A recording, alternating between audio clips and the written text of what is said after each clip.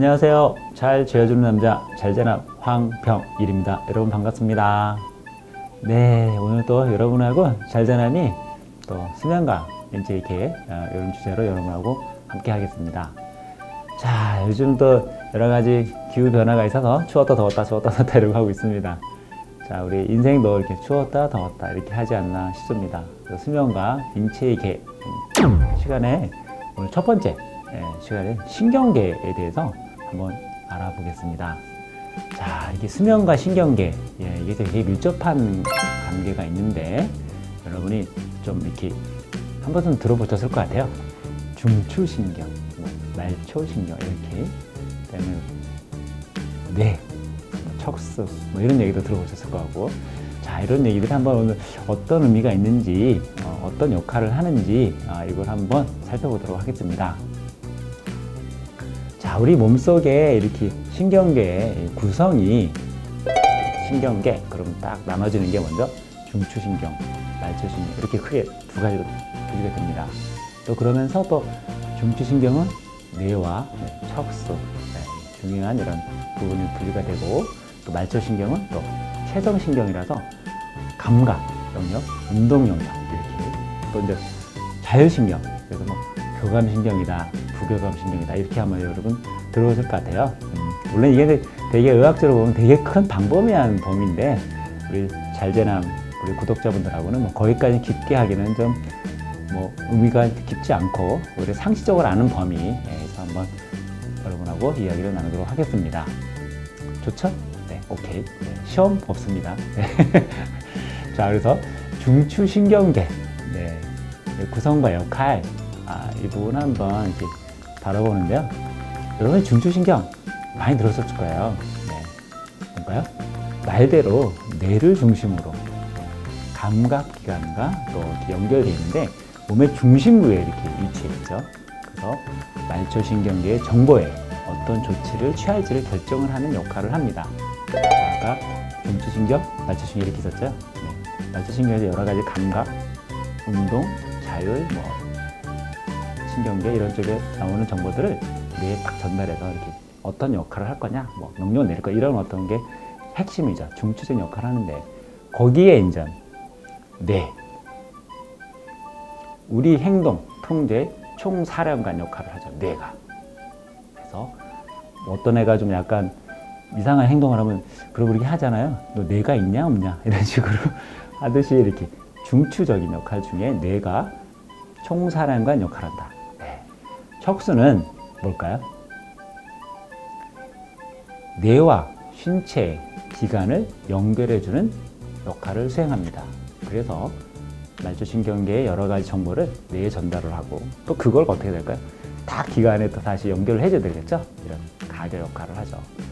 자, 인체에 중요한 세 가지 액체가 있다고 했습니다. 혈액, 혈액, 림프액, 뇌척수액 이런 세 가지의 중요한 체액이 있는 중에 여기 척수에 속하는 얘기들입니다. 자, 그래서 오늘 이 얘기가 어렵게 받아들이지 마시고요. 이 쉽게 이야기식으로 들으시면 좋을 것 같아요. 자, 그래서 뇌 가장 중요한 그 뇌의 고등 기능은 뭘까요? 지능이죠. 처음에. 그 다음에 기억하고 또 감정을 느끼죠. 네, 그래서 뇌가 우리가 매일 이렇게 숨을 쉬잖아요. 근데 약 20% 산소가 뇌에서 이렇게 소모가 된다고 합니다. 엄청나죠? 자, 그리고 하루 100리터의 혈액이 뇌로 지나갑니다.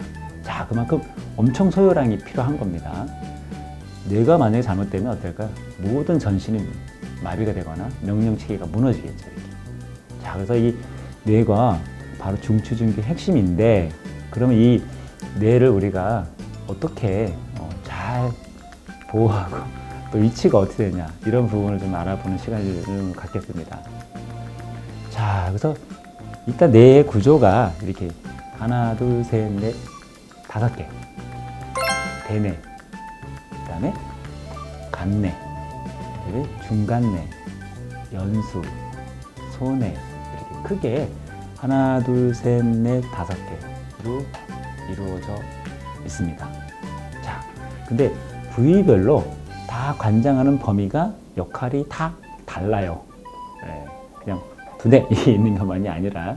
자, 그래서 대뇌라고 하는 부분들은 자극을 느끼고 또 판단하고 반응하도록 이렇게 명령을 내립니다. 자, 그리고 기억이나 판단, 추리, 각종 정신활동을 주관하자 이렇게 담당합니다.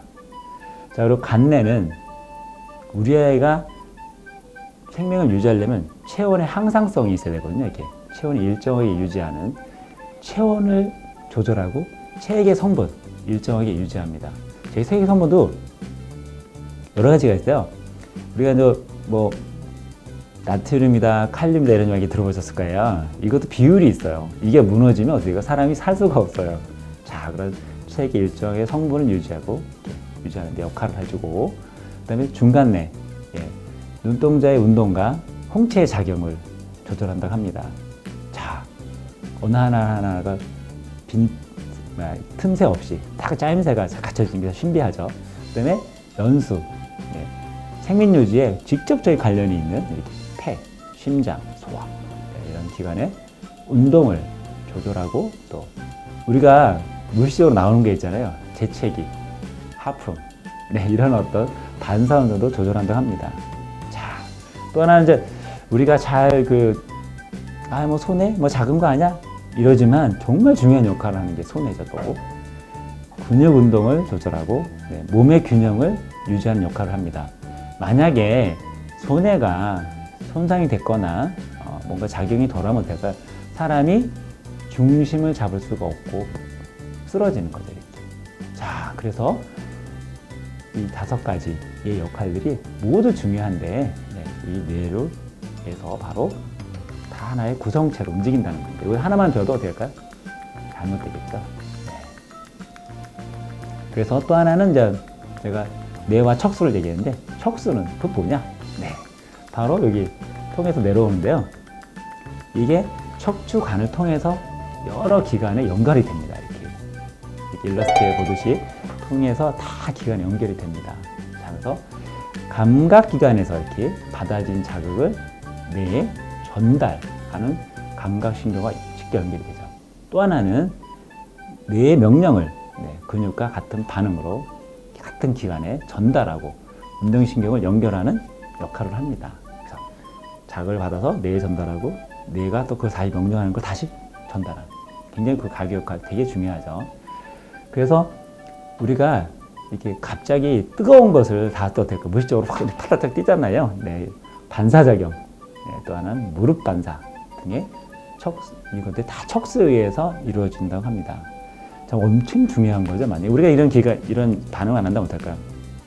아파도 아픈 건 모르죠.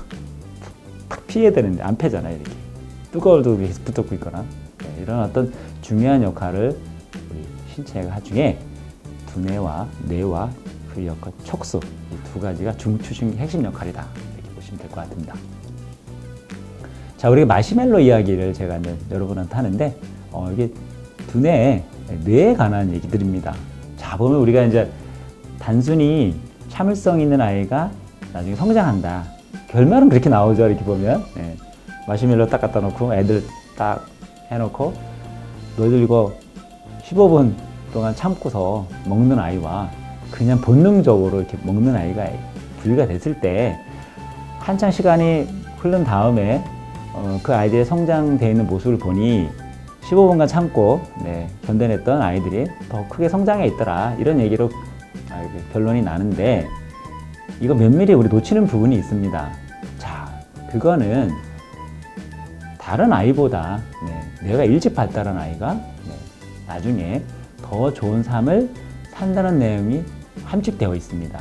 자, 이거는 뭐냐면 여러 정보를 이렇게 종합해서 분석하고 하는 능력이 이마엽 이런 데서 이게 생성이 되는데, 이게 발달한 거죠, 아이들이. 그래서 이마엽이 발달한 아이는 당장 먹지 않고 미션을 견디는 거죠. 15분 견뎌서 이성적 판단이 먹고 싶은 본능을 이겨내는 거죠. 이렇게. 야, 이런 어떤 능력이 있는 겁니다. 만약에 이 부분이 덜 발달한 아이들은 어떨까요? 본능적으로 땡기죠, 이렇게. 자, 이런 부분도 뇌의 신비함에 속해 있는 영역인데, 마시멜로 이야기도 바로 그런 어떤 참아서 뭐 아이가 나중에 성공한다 이런 단순한 명제보다는 그 이면에는 뇌의 발달, 특히 이마의 어떤 분열, 그 종합해서 생각하는, 분석하고 판단을 내리는 이렇게 그 부분이 상당히 발달한 아이는 그렇게 가능성이 높다. 이렇게 해석하시면 좋을 것 같아요. 네.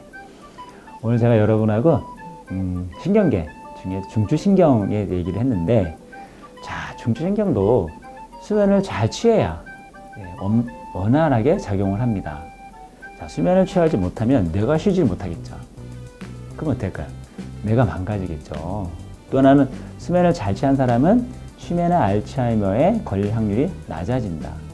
그만큼 뇌에도 노폐물이 있을 거잖아요. 그걸 해소하고 정리하는 쉬는 시간이고, 또한 척수도 마찬가지죠. 뇌의 명령을 잘 전달하고 감각각이나 운동기관에 오는 어떤 신호들을 뇌에 잘 전달이 되는데, 척수도 마찬가지로 수면을 잘 취해야만이 몸의 긴장과 이완이 조화가 되면서 다 명령을 수행하는 것으로 알려져 있습니다.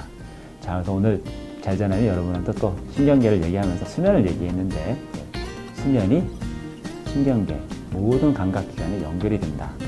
꼭 기억하시고, 수면은 뭐한다?